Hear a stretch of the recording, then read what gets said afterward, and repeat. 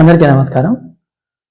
July 6వ తేదీని ప్రపంచవ్యాప్తంగా ప్రతి సంవత్సరం కూడా జూనోసిస్ డే అనే జరుపుకుంటూ ఉంటాం. అంటే ఏంటంటే జూనోసిస్ వ్యాధులు అంటే పశువుల నుంచి మనుషులకు వచ్చేటువంటి వ్యాధులు అని అర్థం. అందులో ముఖ్యమైనటువంటిది రేబిస్ వ్యాధి.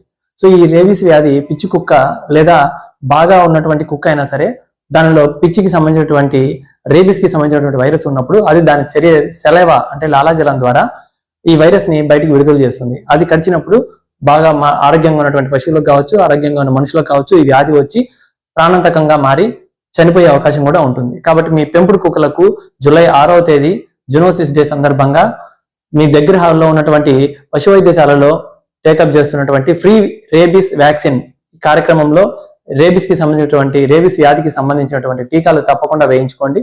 మీ కుక్కల్ని కాపాడుకోండి, అలాగే మిమ్మల్ని కూడా కాపాడుకోండి. Thank you.